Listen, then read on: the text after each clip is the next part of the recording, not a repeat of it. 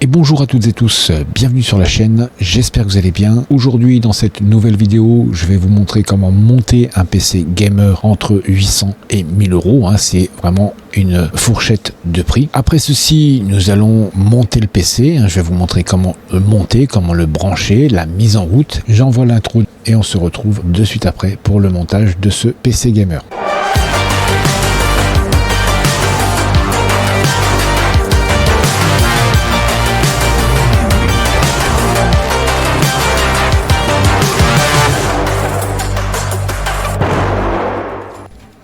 Alors déjà pour les pièces en carte mère, j'ai pris une MSI Z500, une Z590 Gaming Edge Wi-Fi. Alors bien sûr, toutes les pièces que je vais vous présenter là sont neuves, n'ont jamais servi. J'ai pris cette carte mère. Après sur le processeur, alors j'ai pris un Intel Core i5 de 10e génération, c'est un 10400F. Il est en LGA 1200, c'est un processeur très bien. Ensuite pour les RAM, alors j'ai pris deux RAM Corsair 2x8G, c'est-à-dire 16 Go de RAM Corsair en Vengeance Pro RGB. Alors elles sont cadencées à 3200 MHz mais elles sont overclockables. Alors automatiquement il n'y a pas de souci, elles feront très bien l'affaire. J'en avais avant sur mon ancien PC, j'ai changé de RAM mais ces RAM là sont très bien. Ensuite, au niveau du stockage, alors pour tout ce qui est le stockage de données, c'est-à-dire Windows et Windows.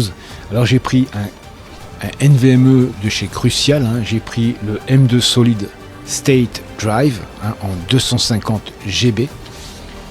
Ensuite, pour le stockage de tout ce qui sera vos jeux et j'en passe et des meilleurs, j'ai pris un MSI Spatium M390. Alors ce NVMe il est en 500 GB, c'est un super NVMe. Ensuite pour le refroidissement, alors j'ai pris un MPG Core Liquide K240. Alors ce petit Core Liquide bien sûr il a une particularité, c'est qu'ici vous avez un cadran LCD où vous pouvez avoir les températures, les vitesses de rotation de vos deux fans. Vous avez je sais plus quoi encore, vous pouvez changer l'image ici, vous pouvez y mettre l'heure, vous pouvez y mettre des messages personnels, vous pouvez faire un tas de trucs avec bien sûr l'application Mystic Light qui est ici. Pour l'alimentation bien sûr j'ai pris encore et toujours, alors là j'ai pris la MSI MPG A650 GF en 650 watts, elle est full modulable. Les câbles bien sûr sont ici dans cette housse qui va avec la petite carte graphique que j'ai prise pour ce PC. C'est une MSI Gaming Trio Z, c'est la RTX 3060, on va faire comme ça, Ti. Voilà, vous voyez bien ici la RTX 3060 Ti de chez MSI. C'est une carte graphique qui a fait ses preuves et elle va super bien aller dans ce PC. Voilà, maintenant vous avez vu toutes les pièces qui vont être dans le PC. Le boîtier je l'ai, mais c'est un petit boîtier, ça sert à rien d'avoir un boîtier qui vaut 600 balles ou 400 balles. Alors maintenant moi je vais vous laisser avec le montage du PC et on se retrouvera bien sûr à la fin pour les conclusions finales. On va juste s'en servir comme support. Voilà, on va faire comme ceci. On va déballer la carte mère. Hop, comme ceci. On va déjà enlever le scotch. On va déballer la carte mère. Voilà, le papier, on n'en a plus besoin. Bien sûr, je prends ça pour pas qu'il y ait d'électricité statique sur la carte mère. Alors, on la pose bien sur le carton. Ça évite d'avoir l'électricité statique. Moi, je mets pas parce que j'ai déjà touché de la ferraille pour enlever toute l'électricité que j'avais dans mon corps. Alors ici, vous voyez bien, ici c'est l'emplacement du CPU, c'est-à-dire processeur.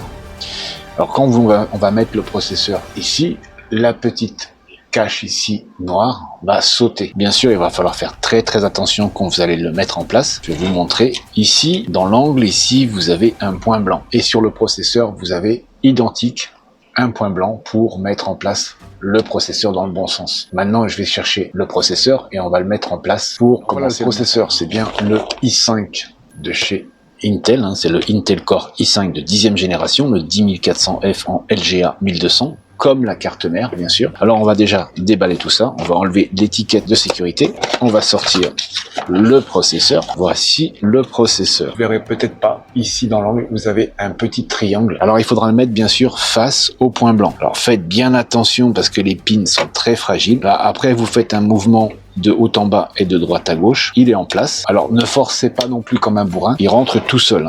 Tac, voilà, vous voyez, il a sauté, on l'enlève. Une fois que tout ça c'est fait, on va mettre les deux rames, ce sera sur le deuxième, quatrième. Bien sûr, maintenant, nous allons mettre les rames, comme je vous disais, dans les slots 2 et 4. Alors déjà, on va ouvrir les arrêtoirs. On va sortir les deux rames Vengeance Pro RGB de chez Corsair. Alors voilà, j'ai sorti les rames. Vous voyez bien ici, le paquet ici. La rame est ici. Alors ici, vous avez un détrompeur qui se trouve ici et un détrompeur sur la carte mère. Comme je vous disais tout à l'heure, on va mettre sur l'emplacement 2 et 4. Alors on va commencer déjà par l'emplacement qui est numéro 4. Voilà, vous entendez bien le petit clic une fois qu'elle est enclenchée. On va sortir la deuxième RAM, pareil, hein, vous avez le slot numéro 2. Voilà, vous avez entendu le clic. Maintenant, elles sont en place. Je vais être obligé de le changer parce que l'IO ne fonctionne pas. Je viens de le tester, il ne fonctionne pas. Je vais le renvoyer, changer d'IO. Je vais mettre un 360 de chez MSI. C'est le C360 que je vais mettre à la place. Maintenant, on va passer directement pour mettre les deux NVMe. C'est-à-dire, on va en mettre le premier, on va le mettre ici pour tout ce qui est le stockage Windows. Et le deuxième, on va le mettre ici pour tout ce qui est stockage vos jeux ou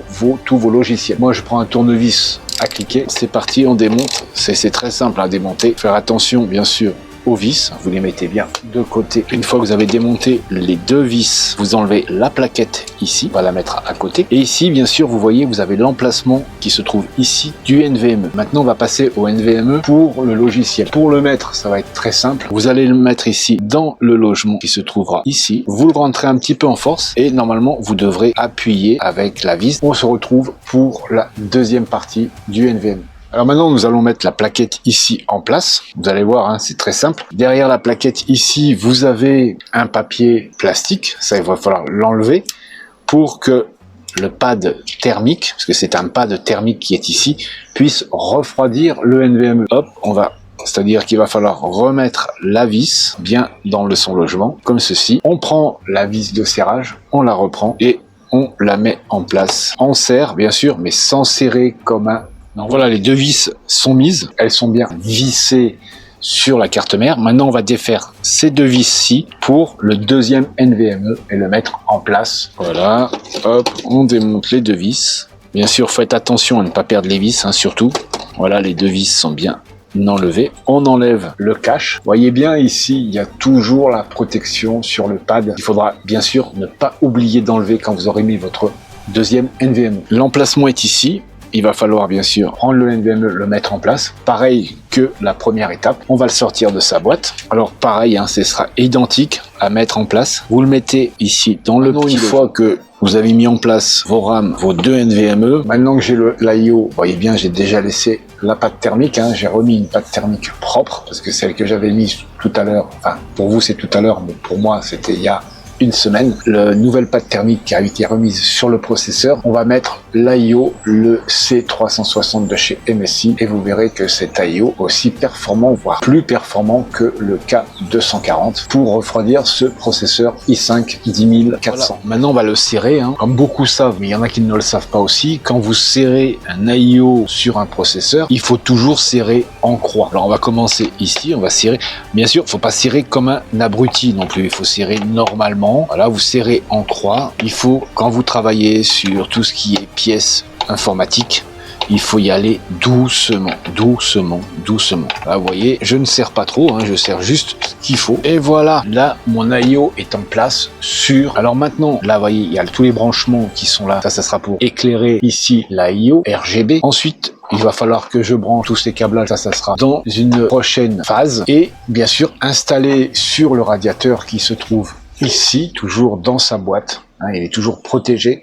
Installer ici, bien sûr, les trois fans de chez MSI qui se trouvent à mes côtés ici, qui sont là. Il va falloir que je visse ces trois fans sur le radiateur et ensuite nous allons installer tout ceci dans le beau boîtier. Allez, à tout de suite. Alors voilà, maintenant vous voyez, les fans sont bien fixés sur le radiateur. Alors maintenant, on va passer vraiment au montage, mettre en place et mettre en route votre PC. Vous allez voir, ce n'est pas si compliqué que ça. Il faut juste suivre un protocole du constructeur. Vous allez voir, c'est pas extraordinairement difficile. Maintenant, on va passer directement au montage dans le boîtier. Vous allez voir, il va falloir aussi suivre un protocole. J'ai pris un boîtier de chez MSI, le MAG 100R. Ce boîtier-là va aller très bien pour la carte mère ainsi que l'IO.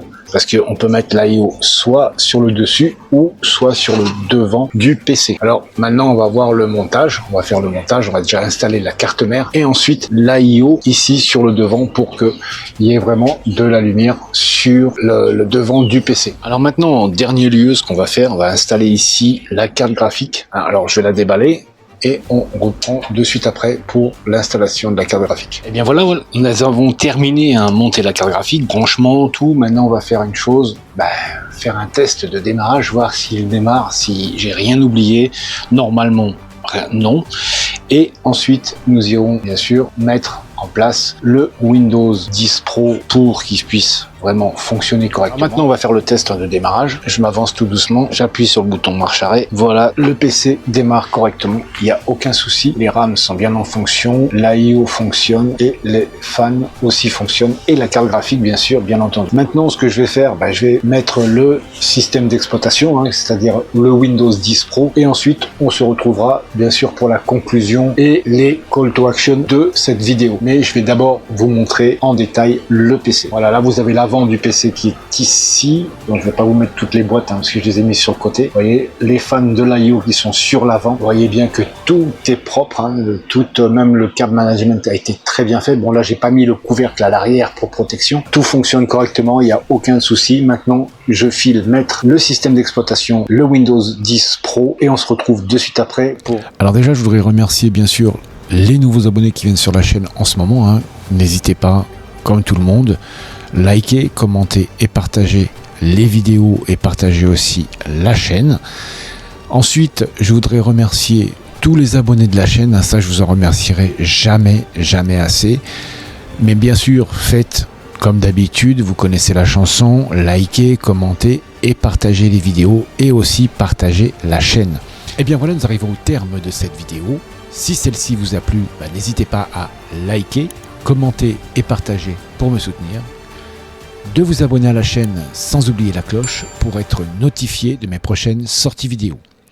Pour ma part, je vous dis à très bientôt dans une prochaine vidéo. Prenez soin de vous, portez-vous bien. Au revoir.